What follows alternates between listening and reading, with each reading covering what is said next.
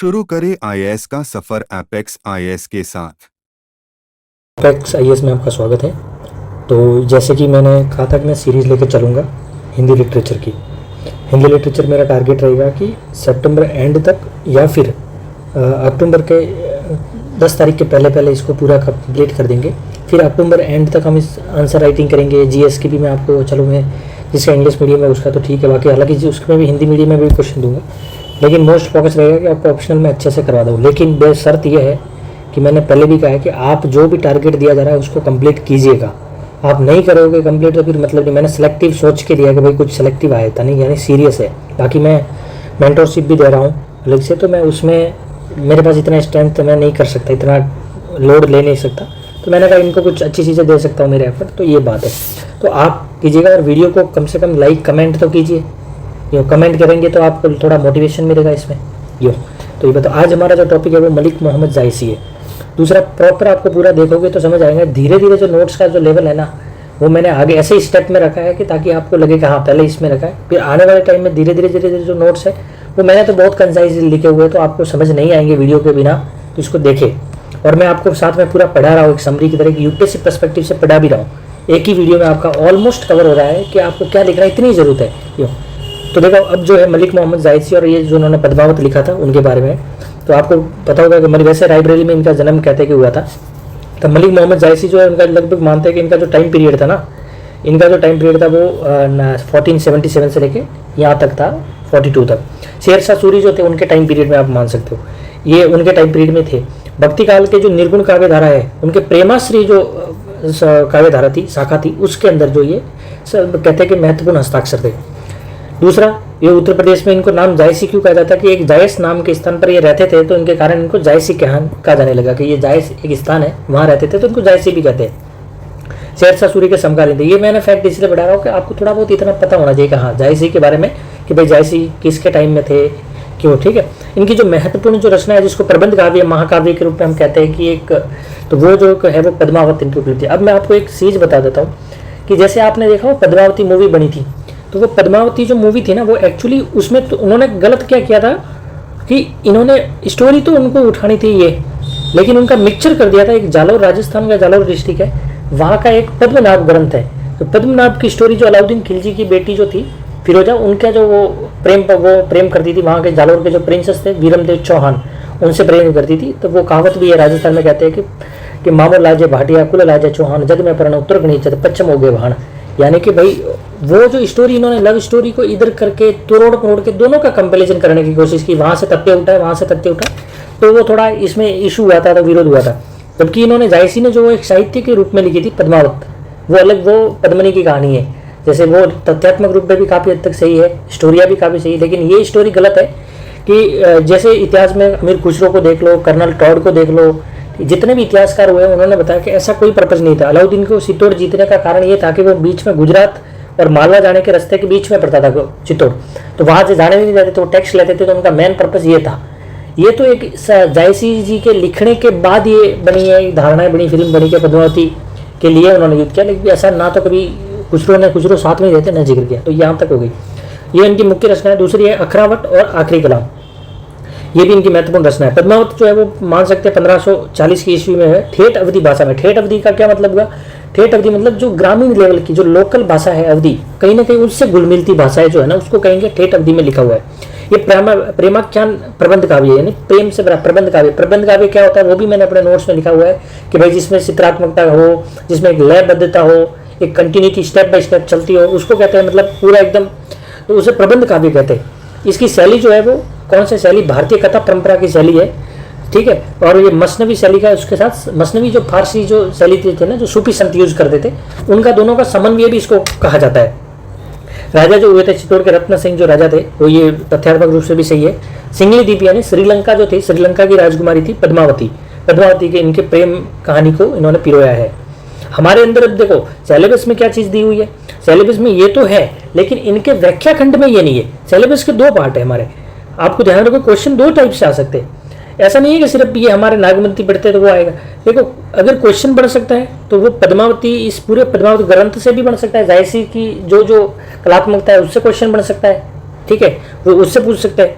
या फिर क्वेश्चन अगर व्याख्या खंड से आएगा ना तो वो सिर्फ नागमती से आएगा, वो सिर्फ कहां से आएगा, वो आएगा नागमती से। यानी व्याख्या खंड का जो पोर्शन हमारे अंदर दिया हुआ नागमती है। बाकी अगर कोई क्वेश्चन आता है तो वो जैसे उनके राष्ट्रवाद वगैरह वो अलग पोर्शन से भी आ सकता है, पूरे एक समरी के हिसाब से। तो मैं आपको उस हिसाब से, क्योंकि यूपीएससी लिटरेचर के इतना इंपॉर्टेंट क्या है उस हिसाब से पढ़ा था।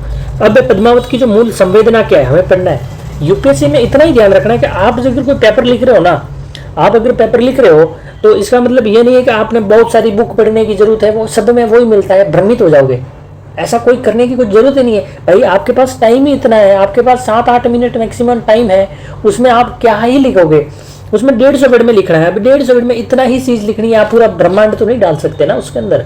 तो अभी क्या करोगे, अभी जैसे आपने संवेदना का क्वेश्चन पूछा है तो संवेदना के 5-6 पॉइंट आप बस इतने बना लिया, उतना लिख लो भाई। आप अपने विवेक से 5-6 पॉइंट रेडी रखो, उतना ही लिखो ना। पूरा पढ़ने से क्या जरूरत है भाई, सब जगह सेम चीज मिलती है, कि उन्होंने भाषा अलग यूज की है नहीं। तो अपन को सिर्फ उतना ही काम करना है जो आप कर सको। अगर आप जितना ज्यादा भागोगे ना उतना आप समराइज नहीं कर पाओगे चीजों को, उल्टा पढ़ोगे। तो पद्मावत की जो है मूल संवेदना क्या है, प्रेम की प्रतिष्ठा। जायसी चाहते थे प्रेम की प्रतिष्ठा। पहली बात यह है कि जायसी जो थे मूल तक कवि थे। जायसी क्या थे, जायसी जो थे वो मूल तक कवि थे, ना कि एक भक्त के रूप में उन्होंने ये रचना किया। वो कहते भी है स्टार्टिंग में, तो वो कवि थे। लौकिक प्रेम लौकिक धरातल से आरंभ होकर अध्यात्म में ऊंचाई जाती है। अब ये संवेदना इनमें कहलाना क्या चाहते हैं कि जो इनकी जो सूफीवाद का और भारतीय परंपरा का जो समन्वय किया ना, तो वहां ये था कि जो प्रेम जो जायसी दिखाना चाहते थे, वो प्रेम सिर्फ ये ना था कि जैसे हम रीति काव्य में देखते हैं कि प्रेम जैसे करत देखत नहनत करत नटत खटत रजत, ये सब कुछ नहीं है वहां पर। ये जो अश्लीलता जो है ना, वो शुक्ल जी भी कहते हैं कि अश्लीलता नहीं थी इनके अंदर। ये प्रेम को आध्यात्मिकता से जोड़ रहे, मतलब कहीं ना कहीं इनको अंदर वो है कि भाई प्रेम ही भगवान है, प्रेम जो है वो भगवान है इनके लिए। तो प्रेम की लौकिक जो धरातल था उससे लेके ये आध्यात्मिक ऊंचाइयों तक जाते, समझ रहे होंगे आप।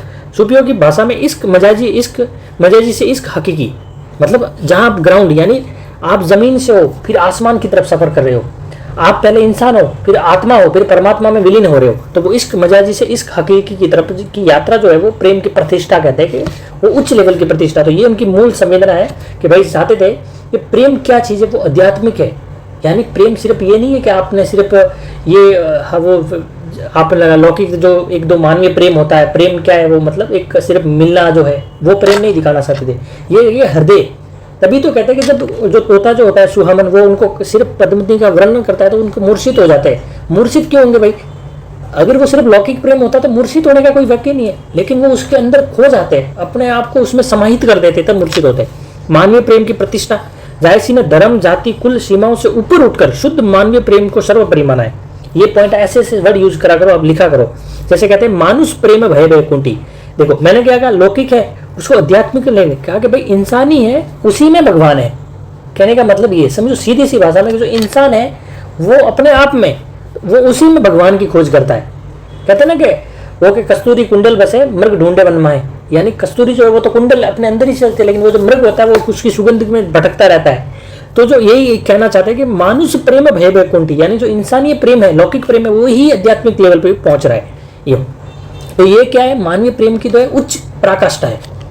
यो वो कहते हैं मानुष प्रेम भय वैकुंठी नहीं ते का चारी में मुंठी, अर्थात मनुष्य प्रेम के कारण ही वैकुंठ का अधिकारी बनता है, अन्यथा वह एक राख मिट्टी का सिवा कुछ नहीं है। ये अलाउद्दीन खिलजी के पर्सपेक्टिव में भी यूज किया जाता है।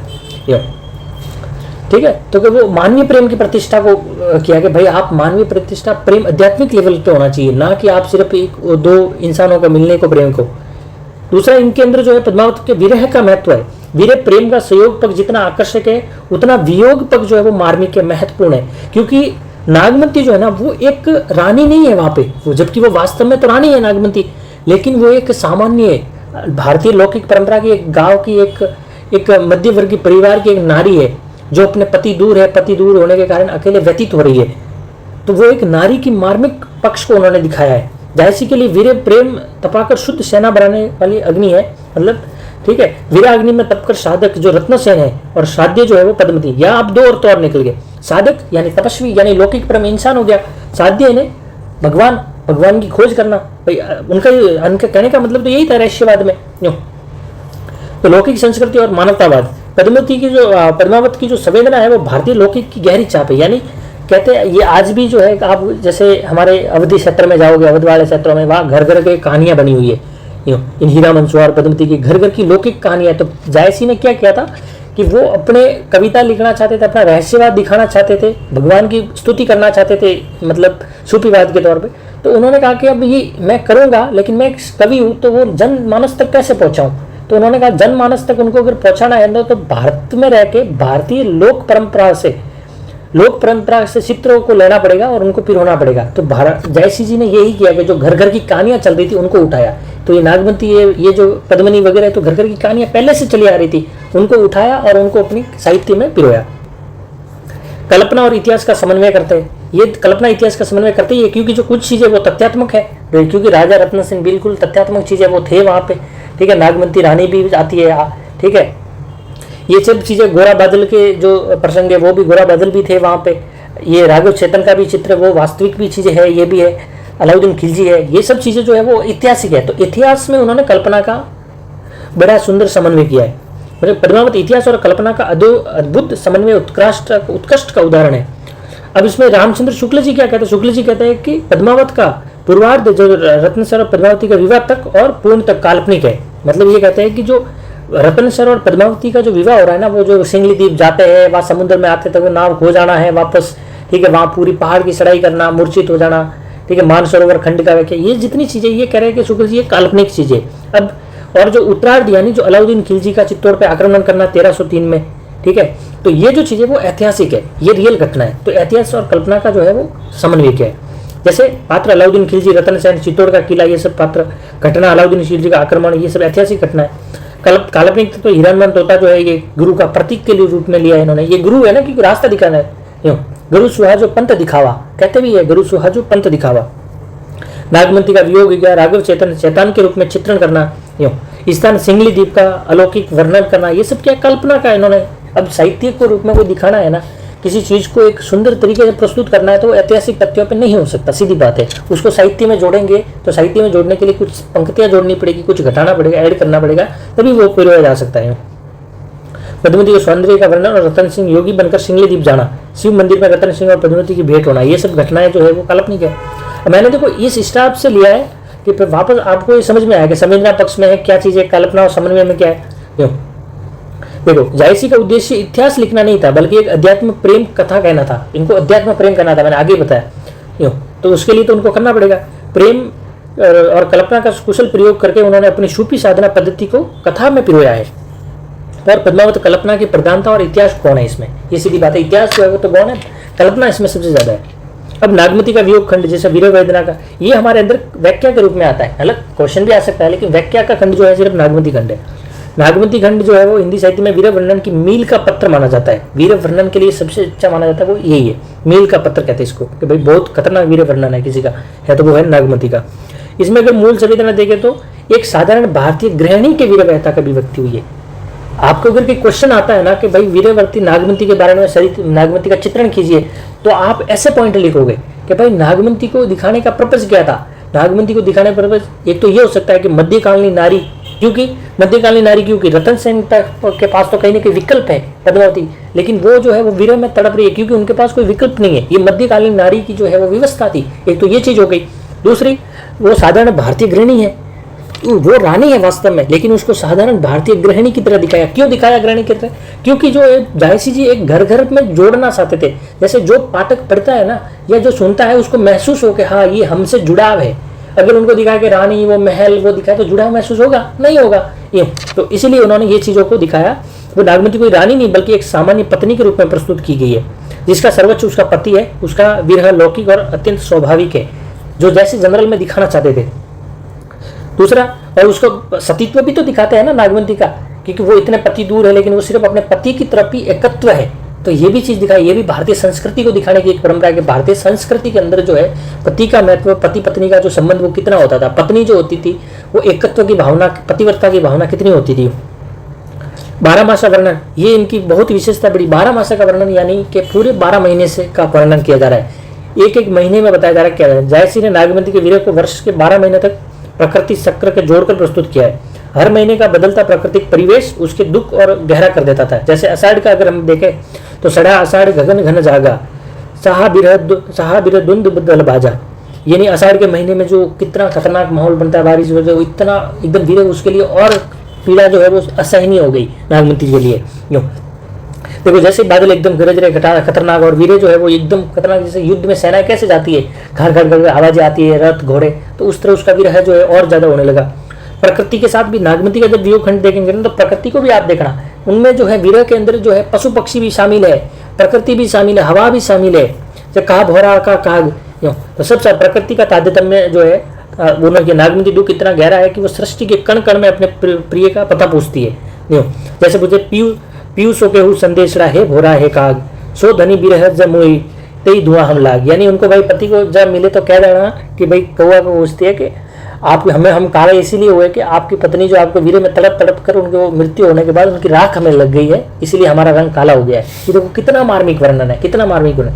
ये आप नागमती के जब अगर ऐसा आता है ना क्वेश्चन, तो आप इन चीजों को सब में लिखना है। क्वेश्चन किसी भी टाइप का पूछो, अगर नागमती का अंदर पूछा है तो वो आप आधुनिकता से जोड़ के देखो उसमें, ठीक है। उनमें प्रकृति से क्या तादात्म्य में बिठाया था एक सामान्य नारी का, कि वो नारी प्रकृति से भी बात करती है, जब अकेली होती है तो उसके पास कोई नहीं है बात करने का, लेकिन वो एकत्व नारी है, पतिव्रता है, लेकिन वो पति की चाह में वो अभी क्या है, प्रकृति से बात तो कर सकती है कम से कम, वो अपना दुख किससे बयां करे। यूं हे भोरे का संदेश कहना कि तुम्हारी पत्नी वीरे में जल मरी है और उसके धुएं से हम काले हुए। उसमें अतिशयोक्ति भी दिखाते हैं। ये अतिशयोक्ति क्यों दिखाते हैं कि भाई अगर अतिशयोक्ति तो कल्पना का संचार करना ही पड़ेगा साहित्य में, तो तीव्रता दिखाने के लिए जायसी ने अतिशयोक्ति का सहारा लिया। जैसे आषाढ़ महीने में आषाढ़ चढ़ा गगन घन जागा साजा बिरे धुंध दल बाजा, ये थोड़ा अतिशयोक्ति चीज है।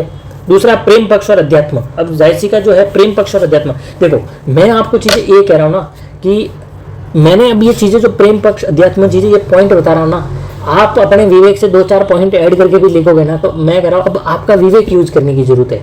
आप अपना विवेक कितना यूज करते हो। आपको इतने बड़े, अभी आपको नागमती, आपको सिर्फ जानना क्या है, व्याख्या खंड आपको पता होना चाहिए कि आपको कोई कोट दिए, मतलब एक पूरा व्याख्या करने के लिए दिया है, वो आपको पता ही नहीं है तो फिर उसकी क्या व्याख्या करोगे, वो आपको जरूर पढ़ना चाहिए। लेकिन उसके अलावा जितने भी क्वेश्चन आते हैं ना, वो इनके लिए मैं तो कह रहा हूँ ये भी इनफ है। क्यों इनफ है? क्योंकि यार पॉइंट तो वही है। अब आपको अपने हिसाब से 4 पॉइंट और रेडी करने हैं, वो कहीं पढ़ने की जरूरत नहीं है। आप इस विवेक बनाओ कि एक नारी थी, उस नारी क्यों ऐसा दिखाया गया, आज से हम कैसे जोड़ सकते हैं। ये जब आप अपने आप सीखोगे ना, तब आप अपने आप में ही महसूस करोगे कि हाँ यार इतना ही चाहिए। आप किसी के भी नोट्स उठा लो, अपनी दृष्टि उठा लो या संवाद उठा लो, कोई भी बड़ी बड़ी बुक उठा लो, इग्नू के उठा लो। मैंने इग्नू देख लिया, वो देख लिया, मेरी सब चीज़ें देख ली, लेकिन मुझे सब में चीज़ें ये लगी कि यार बार बार कोई मतलब है नहीं, ये सब चीज़ें सेम है, हमें विवेक से यूज करना है। तो आप क्योंकि लिखना 5 पॉइंट है, 6 पॉइंट आप लिख पाओगे अधिकतम, तो 6 पॉइंट आप बना लो। 4-5 पॉइंट इसी में मैंने दे दिए, अब 2-4 पॉइंट और आप बना लो। अब उसके लिए बड़ी बड़ी बुकें पढ़ने से क्या मतलब। तो प्रेम पक्ष और अध्यात्म पक्ष। लेकिन क्वेश्चन कुछ भी आया, आपको ये पॉइंट, ये क्या, ये कोर पॉइंट है, जैसे अध्यात्म, प्रेम, नागमती। अब इन्हीं में क्वेश्चन घूमेगा, कैसा भी क्वेश्चन है, या तो मिक्स करके आएगा या कोई अलग आएगा, तो इन्हीं के लिए 4-4 पॉइंट तैयार करने। पद्मावती प्रेम अध्यात्म को एक दूसरे से घूमते हुए, लौकिक प्रेम मैंने आगे बता दिया अलौकिक तक पहुंचने की सीढ़ी है। देखो लौकिक प्रेम है वो अलौकिक पहुंचने की सीढ़ी है। प्रेम पक्ष जायसी भारतीय प्रेम पद्धति पर आधारित है। प्रेम जो है वो तो वास्तव में प्रेम पद्धति कौन सी है, भारतीय प्रेम पद्धति है, जिसका समन्वय उन्होंने किया जरूर है। आकर्षण और साहित्य और यात्रा और विवाह के बाद दाम्पत्य प्रेम कैसा होता है, नागमती और रत्नसेन सभी शामिल है इसमें, ठीक है। ये सब आप पॉइंट है, ये सब क्या है, आप वर्ड यूज करना होता है जब आप लिखते हैं आंसर। फारसी प्रेम की तरह एकांगी नहीं है, बल्कि भारतीय परंपरा का सर्वांगीण है। अध्यात्म में जैसे रूपक योजना देखते हैं तो इसमें कौन सा है, समासोक्त और काव्य रूपक काव्य के रूप में होता है। पात्र लौकिक कथा के साथ साथ अध्यात्मिक अर्थों का भी प्रतीक है। इनके पात्र जो है वो प्रतीकात्मक के लिए, जैसे तन जो कौन सा है, तन जो है वो चितौड़, ठीक है, तन चितौड़ है। बुद्धि जो है वो पद्मावती है, परमात्मा का प्रतीक है। मन जो है वो राजा है। हृदय जो है वो सिंगली दीपू है, और गुरु जो है वो हीरामन तोता है। सांसारिक माया जो है अलाउद्दीन खिलजी है, और शैतान जो है वो राघव चेतन है। ये चीज़ आपको पता होना चाहिए। जब आप उसकी शिल्प लिखते हो या काव्य कला लिखते हो, तब आप लिखोगे इन्होंने आध्यात्मिकता से प्रतीकात्मकता लिखते हो उसमें, तो कैसे प्रतीक के रूप में यूज किया, तो आपने पॉइंट डाल दिए, चलो भाई आगे। यूँ एक आध्यात्मिक आयाम प्रदान करती है, जहाँ रत्नसेन रूपी साधक आत्मा और गुरु तोता की सहायता से बुद्धि पद्मावती यानी परमात्मा को प्राप्त करने के लिए निकला है, और माया अलाउद्दीन खिलजी उसमें बाधा डाल रही है, ठीक है। जायसी सूफीवाद और मसनवी शैली। अब मसनवी शैली, सूफीवाद जो है पद्मावती दार्शनिक आधार सूफी मत है, यानी पद्मावती का जो कहीं ना कहीं दार्शनिक रहस्यवाद जो निकलता है ना, वो इनका सूफीवाद है। प्रमुख सिद्धांत, जैसे इनका एक प्रमुख सिद्धांत है सूफीवाद का वदहत उल वजूद। वदहत उल वजूद जो है, जिसे हम भारत में इनको कहते हैं अद्वैतवाद, यानी रहस्यवाद, एकत्ववाद, यानी एक ही परमात्मा है, वो वदहत उल वजूद। गुरु का महत्व इसमें होता है, मतलब सूफीवाद में कहीं ना कहीं गुरु का महत्व ज़्यादा है, प्रेम का पीर की भावना होती है, प्रेम पीर है, प्रेम सर्वोच्च है, आत्मा और परमात्मा का विरह और मिलन, विरह होता है आत्मा और परमात्मा का पति पत्नी के रूप में दर्शाना आदि का सुंदर चित्रण होता है। रतन चंद्र का योगी बनकर घर बार छोड़ना सूफी साधक की यात्रा का प्रतीक है कि भाई एक साधक के लिए यात्रा कैसे करता है साधक, वो एक प्रतीक है। ये क्या मसनवी शैली का प्रभाव है सूफीवाद का। मसनवी शैली फारसी काव्य की एक प्रबंध शैली है जिसमें प्रमुख लक्षण पद्मावत में मिलते हैं। ग्रंथ के आधार पर ईश्वर की स्तुति, ठीक है, जिसको हमद कहते हैं, और पैगंबर की वंदना जो है, पहले स्टार्टिंग में ईश्वर वंदना, फिर राजा के बारे में बताया गया, फिर गुरु, ऐसे इनके लेखन शैली चलती है, उसे कहते हैं मसनवी। ठीक है, तत्कालीन शासक शेरशाह सूरी की प्रशंसा की गई। ठीक है, सरकार पे देखे तो संत में नहीं बदल कथा चलती है, यानी इसमें जो संत है वो बदलता नहीं है, कथा चलती है। मैंने अपने नोट्स में सब चीज़ें लिखी हुई है। संत जो एक ही संत में मतलब कथा चलती है, ऐसा नहीं है कि संत बार बार बदलता है, जबकि भारतीय परंपरा में क्या होता है, संत का जो है वैविध्य होता है। यूँ पूरी कथा एक ही संत यानी दुआ चौपाई में ही कही गई है, जितनी भी कथा है। कवि की रचना का उद्देश्य उल्लेख किया। जायसी ने विदेशी शैली को भारतीय कथा परंपरा के अनुरूप ढालकर सफलतापूर्वक प्रयोग किया है। अब इनकी भाषा, शिल्प और काव्य में देख ले, पूरा देखो ना, मैंने एक स्ट्रक्चर बनाया आपका कि भाई इसमें अध्यात्म क्या है, रहस्यवाद क्या, मसनवी क्या, संवेदना क्या है और भाषा शिल्प क्या है। ये पीडीएफ भी मैं शेयर करूंगा आपसे कि आप ये पीडीएफ भी पढ़ लो। भाषा और शिल्प और काव्य सोष्ट। भाषा जो है वो ठेठ अवधि मैंने बता दिया कि वो जो ठेठ अवधि क्या होगी, जो लोक यानी ग्रामीण लेवल की भाषा है। साहित्यिक अवधि के स्थान पर ग्रामीण बोलचाल की ठेठ भाषा है। भाषा भावों को व्यक्त करने के अत्यंत समर्थ है। कथा में मिट्टी की सौंधी गंध पर भर देती है। तुलसी की संस्कृत निष्ठ अवधि की विपरीत है। तुलसी जी कहीं ना कहीं कहते हैं ना, तो वो संस्कृत है, थोड़ा उसमें संस्कृत क्लिष्टता के शब्द मिलते हैं अपन को। काव्य शिल्प ने जो दुआ चौपाई जो है, इनका संध एक ही रहता है, कड़वकबद्ध शैली जो है। आप ये वर्ड यूज करोगे, कौन सी शैली है, कड़वक। फैक्चुअल बनो यार, थोड़ा फैक्चुअल बनो। जरूरी नहीं है कि आप पैराग्राफ में हर आंसर लिखना चाहिए, कभी नहीं लिखना चाहिए।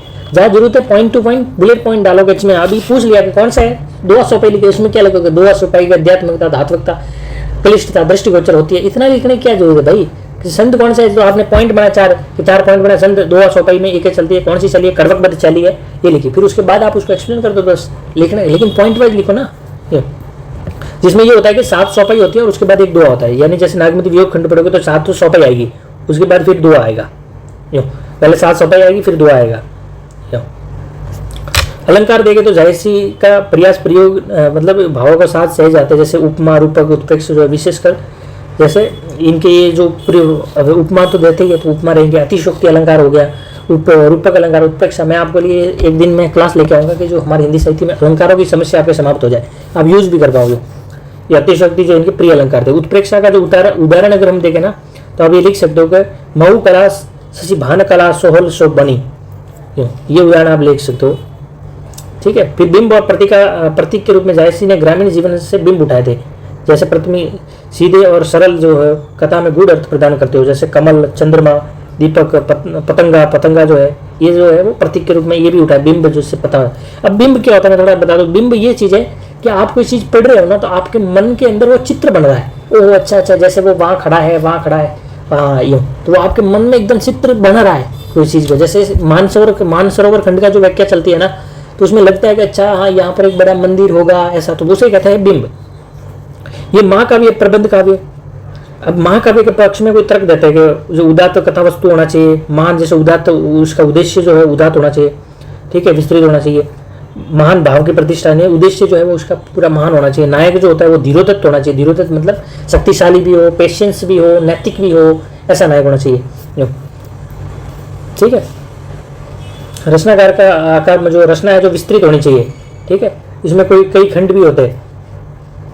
रस जो होता है श्रृंगार, सुयोग, वियोग, करुणा आदि, इसमें कौन सा रंग, एक अंगिरस होता है। अंगिरस है, मुख्य रस कौन सा है भाई, इसमें वीर रस, मुंगे रस, इसमें भी चलता है कि भाई इसमें वीर रस मुख्य रस है या श्रृंगार रस है, यूँ। ठीक है, अब विपक्ष में भारतीय कहते हैं कि इसमें बंधा हुआ नहीं है, जैसे बल्कि खंडों में विभाजित है। नायक देवता या अवतारी पुरुष नहीं है, या सामान्य मनुष्य है, या फिर वो नैतिकता के कारण कहीं भूल चूक कर देता है, वो वहाँ भी कहते हैं इस शैली में कि हरमेशिया, यूँ। अब ये देखो, भारतीय ढंग से एक अनूठा महाकाव्य, प्रेमाकांड, प्रबंध काव्य, मोस्टली इसको प्रबंध काव्य कहा जाता है। ठीक है, तो ये चीज़ें होगी। अब मैं आप समझ गए होंगे ना कि मोटे मोटे तौर पे मैंने आपको जायसी पढ़ा दिया है कि जायसी जो है बस वो इतना ही है। आप अब इन चीज़ों को अगर यूज़ करोगे ना, तो भी वो भी काफ़ी है, मेरा मानना है। अभी मैं आपको क्या चीज़ पढ़ाऊंगा, अब मेरा भी नोट्स है वो मेरा समझाना है कि भाई मैंने क्या लिखी है, तो मैं चीज़ें वो चीज़ें मलिक मोहम्मद जायसी के बारे में है। ठीक है, उसमें इश्क मजीजी से इश्क हकीकी की तरफ ईशा वो है यात्रा, तो ये मैंने लिखा है। सूफी कवि जो है अवधी भाषा में भारत की गंगा यमुना तहजीब और सांस्कृतिक समन्वय का प्रतिनिधित्व करती है।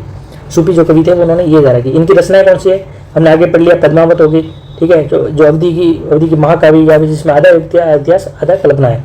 अकरावत होगी, आखिरी कलाम होगी, कन्हावत होगी। आखिरी कलाम जो है वो धार्मिक उपदेश है, उसके अंदर धार्मिक उपदेश है, ईश्वर की भक्ति और ये। कन्हावत में कृष्ण और राधा की गए है, ठीक है। प्रबंध काव्य क्या होता है वो देखो, मैंने आगे बढ़ा दिया। प्रबंध काव्य जो है मुख्य उद्देश्य रचनात्मकता की उपलब्धि कराना है। दूसरा रचनात्मकता की उपलब्धि के साथ साथ जैसे घटनाओं, चरित्रों, योजनाओं की जाती है। इसमें कथानक जो है, जिसे कथानक कहते हैं, वो मतलब चरित्रों की योजना होना प्रॉपर, घटनाएं प्रॉपर होनी चाहिए, उसके अंदर कल्पना प्रकृति का एकदम समावेशन होना चाहिए, ठीक है। जैसे दूसरा है कि अनावश्यक विराम ना हो, पूरी एकदम चलती रहे प्रबंध की तरह।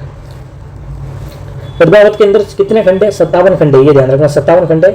जिसमें कहते हैं स्तुति खंड हो गया, सिख खंड हो गया, मतलब सिख खंड हो गया, जन्म खंड हो गया, चुआ खंड हो गया, सिंगली द्वीप खंड, मानव सरोवर खंड, ये सब खंड है। सिंगली द्वीप खंड में जैसे हीरामन देह बया कहानी चला जहाँ पद्मती रानी, मतलब हीरामन जो है वो पद्मनी जो रानी थी, वहां से फिर वो सिंगली खंड के बारे में कैसे लेके आता है ये वर्णन किया गया उस सिंगली खंड के अंदर।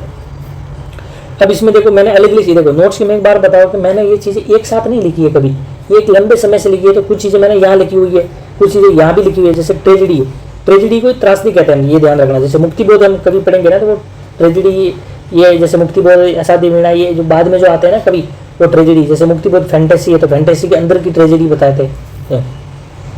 विरेचन होना, ये हमेशा क्या होता है कि कोई जो नायक होता है ना वो अचानक कुछ भूल कर देता है, उस भूल की वजह से फिर वो उसको डिफीट हो जाता है, वो हार जाता है, उसकी मृत्यु हो जाती है। अब मसनवी जो शैली है उसके बारे में देखते हैं कि ये जो है, जबकि भारतीय में जो है विभाजित, वो सर्गों में विभाजित होता है। ये मसनवी शैली क्यों है? सर्गों में विभाजित न होना, इसमें अध्याय है 57, इसलिए मसनवी शैली का काव्य कहते हैं कुछ लोग। इसमें एक ही छंद है, जैसे उसमें मैंने बढ़ाया ना सीधा चौपाई छंद में लिखा हुआ, दुआ चौपाई में। जबकि भारतीय में क्या होता है कि छंद का जो है वैविध्य होता है छंदों का, उसे ईश्वर की प्रार्थना होना, ठीक है। प्रेम प्रमुख मुख्य वस्तु जो है प्रेम होना, प्रेम के रूप में मुख्य वस्तु के रूप में प्रस्तुत करना, पुरुष के विरह की वेदना। जबकि कहते हैं कि भारतीय जो परंपरा है ना उसमें नारी की विरह को दिखाया जाता है ज़्यादा, जबकि पद्मावती के संबंध में जो रतन सेन का जो विरह है वो मसनवी शैली से संबंध में मानते हैं, ठीक है। दूसरा इन्होंने क्या कहा, इन्होंने कहा प्रेम को लोक पक्ष की शून्यता है। इन्होंने कहा लोक पक्ष जो वो शून्यता है, सिर्फ अध्यात्मिक दिखाने की कोशिश की है जो मसनवी है। आरंभ जो ये दूसरा इन्होंने कहा प्रेम का जो आरंभ है ना वो परिचय से ना होकर गुण और श्रवण से हो रहा है। जैसे तोता जो है वो रतन सेन को बता रहा है ना, तो वो श्रवण हो रहा है, तो उसके माध्यम से होता है। ये क्या मसनवी की स्पेशलिटी है।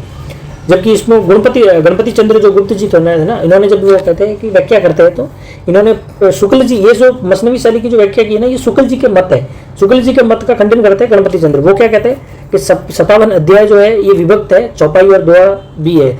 तो ऐसा करे ईश्वरी और गुरु की वंदनिया भारत में भी होती थी पहले, ऐसा नहीं है कि नहीं होती थी। दूसरा है कि भारतीय पुरुषों में भी विरह की वेदना थी। जैसे ऋग्वेद के अंदर आप पूर्वा और उर्वशी को देख लो, तो जो पूर्वा का विरह देख लो, मेघदूत का यक्ष जो है उसका विरह देख लो।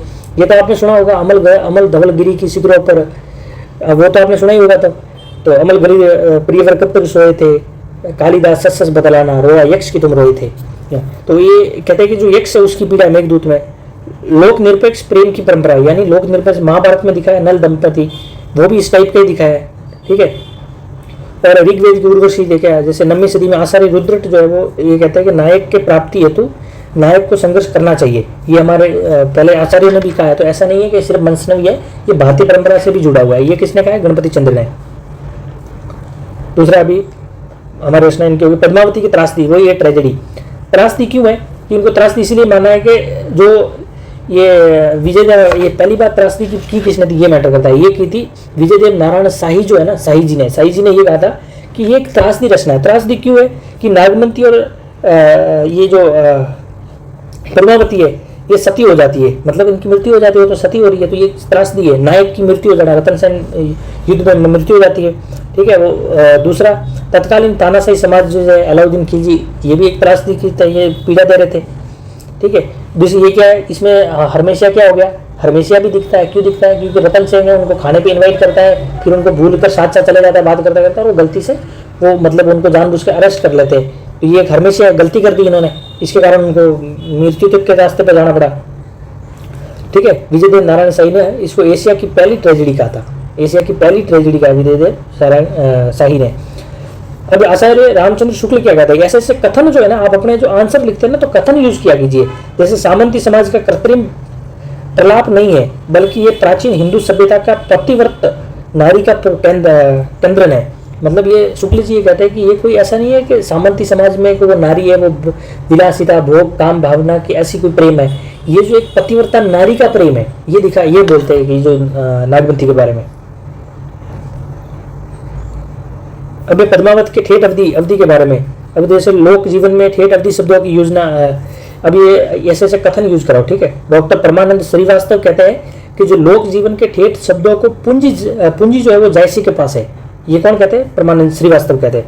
ठेठ अवधि में जैसे ये शब्द यूज करते हैं, नैनु सुही जस महावट नीरू। महावट नीरू का मतलब ये होता है कि जो अवध संस्कृति का, मतलब ये जो अवध में जो सांस्कृतिक जो वो बरसात का महीना होता है ना, उससे पहले की जो वर्षा होती है, मतलब माघ महीने की जो वर्षा होती है ना, माघ महीने से पहले वाली वर्षा, उसको कहते हैं महावट नीरू।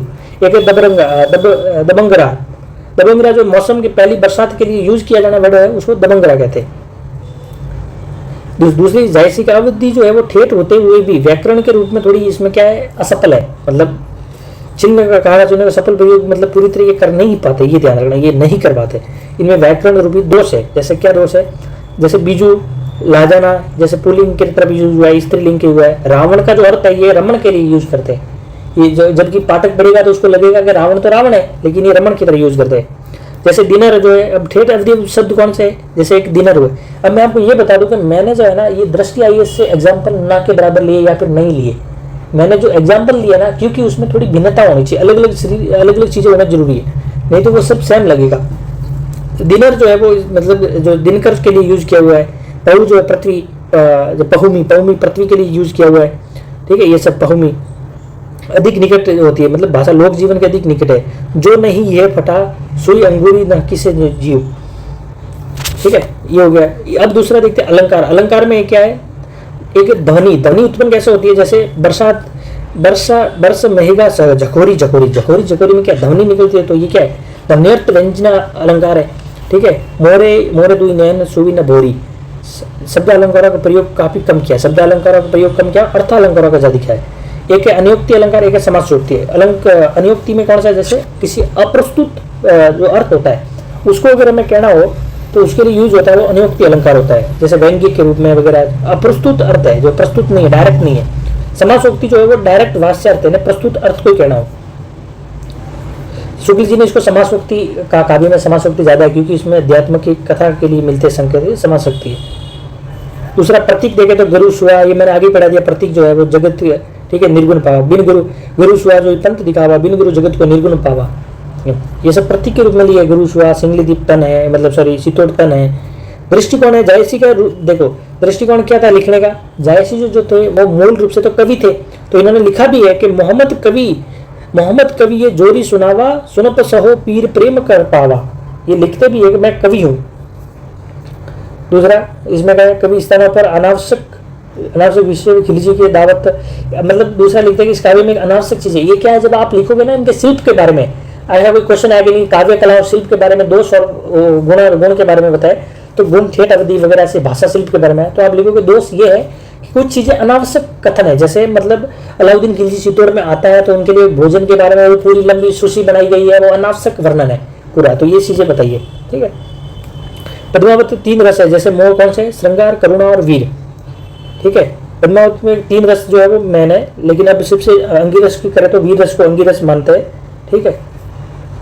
पद्मावत में चौपाइयों की और दुआ करवकबद्ध शैली, हमने पढ़ा हुआ है, करवकबद्ध लिखा हुआ है, ठीक है, ठीक है। ये जो है ये परंपरा भारतीय जायसी प्राकृतिक कवि स्वयंभू से ली थी।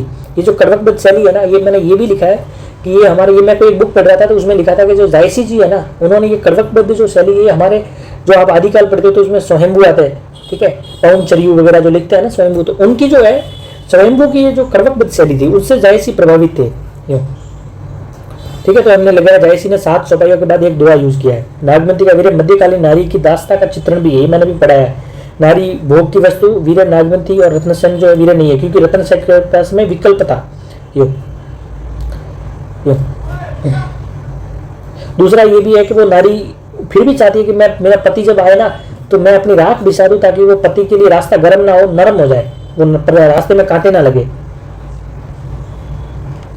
दूसरा है इतिहास और कल्पना का समन्वय। तो हमने आगे पढ़ लिया कि पद्मावती का और जैसे ये ट्रांसलेट हुआ है, जैसे हुसैन गजनवी ने लिखा था किस्सा है पद्मावत, फिर एक गुलाम अली ने लिखा था इशरत, ये जो है। अब ये तो इंट्रोडक्शन भी है। जायसी की पद्मावत इतिहास की दृढ़ नींव पर कल्पना की सुमधुर उड़ान है, जहाँ यथार्थ और सौंदर्य का संगम भारतीय काव्य परंपरा का अनुपम उदाहरण रचता है।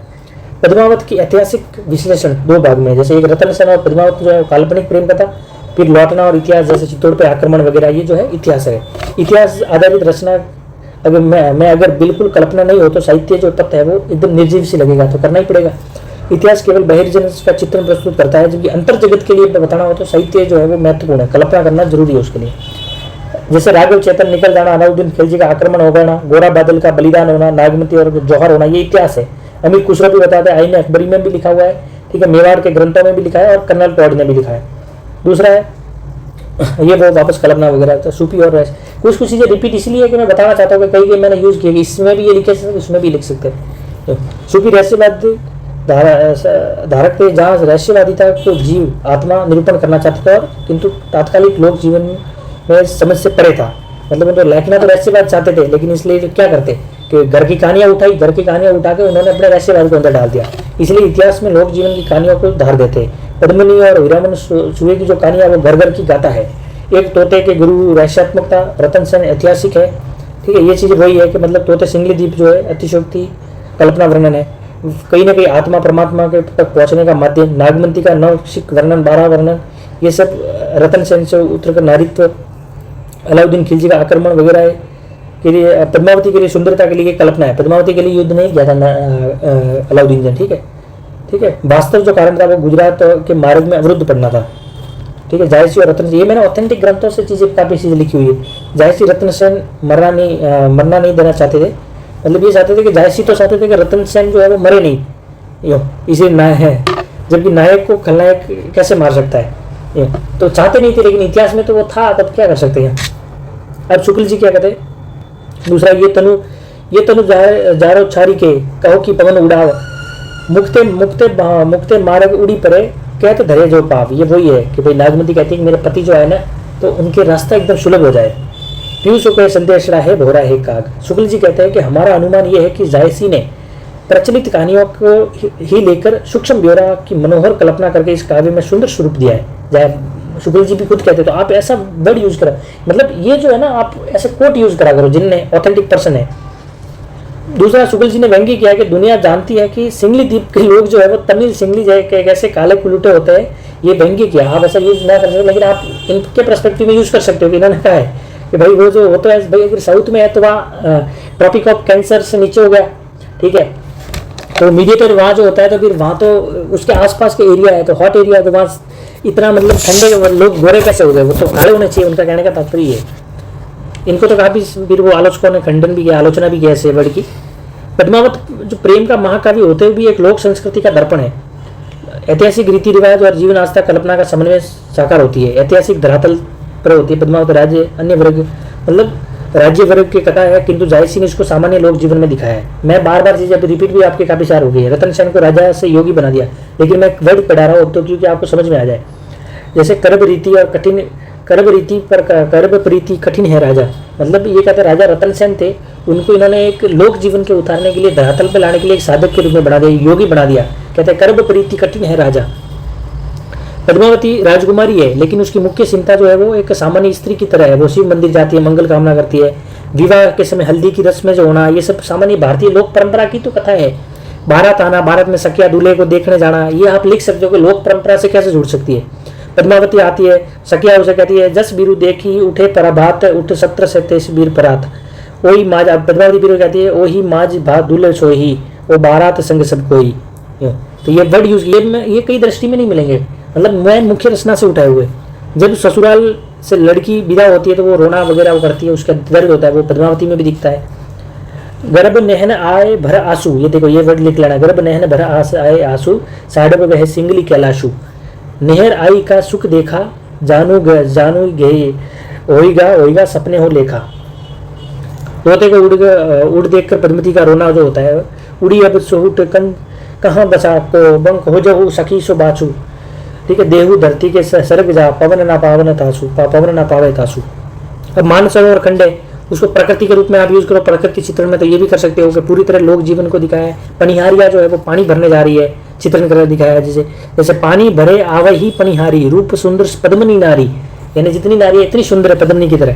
क्योंकि जो रतन सेन जाते हैं ना वो अकेले नहीं जाते, वो कहते हैं कि 100-200 अपने ऐसे युवाओं के साथ जाते, वो भी योगी के रूप में। नारी को अपने पति के सामने थाली के रूप में परोसना, थाली में भोजन परोसने का दिखाना, ये सब भारतीय संस्कृति है, परंपरा है, लोकत्व है। ये मैं दिखाना कि ये लोकत्व है। आप जब आंसर यूज करो ना तो लोक के जो पक्ष है, लोक पक्ष, उसमें यूज करो। ये नागमती के रोने से सामान्य नारी की प्रस्तुति की गई है। सुन बहे महल सुन न आंगन, जो बिरहा बिनु जीवन प्राणन, रानिया नागमती तजी सब रीति, विरह ज्वाला और भीतर प्रीति, तन सुकाई गयो मन उदास, तन सुकाई गयो मन उदास, बिनु दिया जीवत बिनु पिया जीवत हुई त्रास। ये सब एक साधारण नारी के लिए आप यूज करो, साधारण नारी है। भाषा का ठेठ अवधि हमने पढ़ लिया, जो सामान्य जन जीवन में खिलती है, लोक सांस्कृतिक महावर नीरू यूज करते हैं ये, ठीक है। जायसी ने जैसे बताया कि जो बिंजारा खंड जो होता है उसमें अत्यंत स्वाभाविक और सजीव लोक जीवन का संस्कृत संपृक्त है। मतलब कि सिंगली द्वीप में जो चित्रण किया ना वो बहुत ही शानदार है। उसमें इसलिए इस्लामिक कट्टरता के विरुद्ध है। इस्लामिक कट्टरता के विरुद्ध जो जायसी जी थे ना, उन्होंने हिंदू देवी देवताओं को आध्यात्मिकता से जोड़ा है। यानी वो चाहते तो वो इस्लामिक अल्लाह का कुछ ऐसा ले सकते थे, हम अल्लाह के रूप में दिखाना और ये कुछ हिंद भावता दिखाना, लेकिन उन्होंने भारतीय संस्कृति को लिया, लोक देवता को लिया, हनुमान, शिव, पार्वती। जैसे योगी जब रतन सेन बेहोश हो जाते हैं तो वापस शिव आते हैं उनको, तो ये ऐसे लिया ताकि लोक संस्कृति से जुड़ सके, भारतीय से जुड़ सके। वैश्याओं के महलों का चित्रण किया है सिंगली द्वीप में। पुनी सिंगार हाट भल देसा, किए सिंगार बेहटी तह बेसा, वैसा ना वैश्या। दूसरा है पद्मती के दुख की तुलना सीता के दुख से की है। ये देखो आध्यात्मिकता से और जोड़ दिया, मतलब एक लोकत्व भगवान के रूप में उन्होंने। पद्मती के है दुख तस बीता, जस अशोक बोरो तर सीता, बस अशोक वाटिका के नीचे सीता कैसे बैठी थी ऐसे। जायसी के प्रेम व्यंजना देखो, पद्मावत में वर्णित जो प्रेम सौंदर्य है ना, गांधीर्य और माधुर्य त्रिणी है, ठीक है। अब इसमें देखो जायसी के यहाँ प्रेम का स्वरूप आमतौर पर एकांकी होते हुए भी कई लोक व्यवहार का है। अब ये प्रेम में मूल्य स्थापना, पद्मावत में प्रेम सामाजिक मूल्य है अर्जित करने। ये पॉइंट आप तो पढ़ सकते हो आराम से, आपको दिख जाएगी। प्रेम जीवन की ऊर्जा है, ये सब दिखाया है उन्होंने। दृष्टि की निर्मलता, प्रेम के प्रति श्रद्धा भाव दिखाना, बलिदान की भावना जो है ये आपको दिखाया है। नागमती का विरण, जो वेद रमणीय और सुंदर मार्मिक जो है नागमती का जो है एकदम वीर का साधारणीकरण किया है। पुष्य नखत सिर ऊपर आवा, हो बिनु मंदिर को शावा, हो पियू बिनु मंदिर को, मतलब पिया गया मेरा तो मैं सुनी सी पड़ गई हूँ। भाव गंभीर भी दिखता है। ईश्वरीय प्रेम मानवीय प्रेम के बीच दूरी को जो है वो मिटाता है ये। मानुष प्रेम भय बैकुंठी, ठीक है। आशिक माशुका का, ये जो शुक्ल जी कहते हैं कि ये जो नागमती वीर जो है ना, वह कोई आशिक और माशुका, ये कथन आपको याद होना चाहिए। आशिक और माशुका का निर्लज प्रेम नहीं है, प्रहलाद नहीं है कि वो आशिक माशुका लड़ा रहे, इश्क वो नहीं है। ये तो आध्यात्मिक लेवल है। पहली बार प्रकृति की जो है वो भी खुद बोल रही है, प्रकृति खुद कह रही है, फिरी फिरी रोगों को ही नहीं डोला, आधी रात विहंगम बोला। मतलब पद्मिनी का दुख देख के प्रकृति भी बोल रही है। सोचो, वेदना का जितना निहित निवारण मार्मिक, गंभीर और निर्मल और पावस स्वरूप इस विरण वर्णन मिलता है, उतना अन्यंत्र दुर्लभ है कहीं भी। रानित्व नहीं नारित्व है, इसमें नारित्व दिखाया गया था, ठीक है। दूसरा है वीर का ताप अतिशय, जरे सो धरती कहीं जो आओ, देही पलाश जरे तेही पाओ। रुदन का प्रयास, वीर का जो करते हैं, जब वीर को अग्नि सूरज ही कापा, रात दिवस जरा वो ही तापा। ये एग्जाम्पल है ना, आप ये इनफ है एग्जाम्पल। बहुत सारे मैंने एग्जाम्पल लिखे हैं और वो भी आउट ऑफ ऐसी चीजें जहाँ से सब करते यूज, और वो ऐसा नहीं आउट के दूसरा लिखे है इसी के टॉपिक के, लेकिन मैं दूसरी जगह से लिखा ताकि पुष्य नकद सिर ऊपर आवा, होई बिनु नहा मंदिर को शावा, दई कोयल भाई कंत नेहा तोला मासु रहे। ये तो उदाहरण अतिशयोक्ति का, भाई मांस नहीं रहा उदाहरण, मतलब मैं बहुत सूख के पतली सी हो गई एकदम। वीरे बान कस्य लागत डोली, रखत पीसीज भीनी गई सोली। मतलब मैं एकदम रक्त निकलने के मेरे कपड़े तक एकदम हो गए, मैं ऐसी तड़प रही हूँ। रक्त न रहा वीरत न गारा, ठीक है। रति रति हो ही नहीं धारा।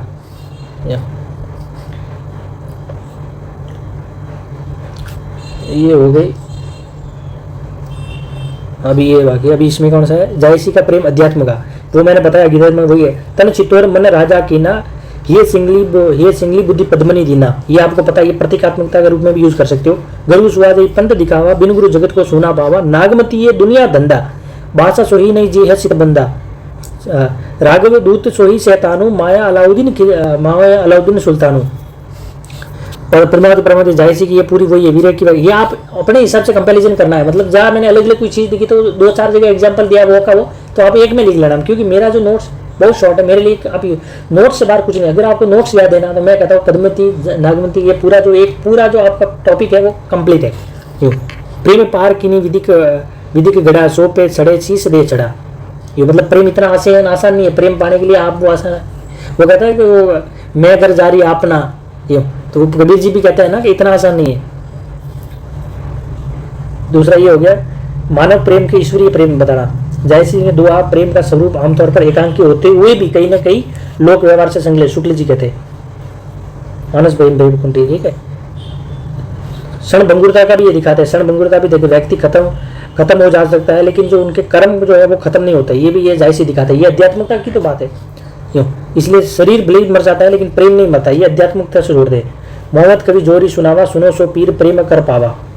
कबीर ने भी कहा है कि जासी, कबीर ने भी कहा है ये जो प्रेम जो है वो है खाला का घर नहीं है, यूँ।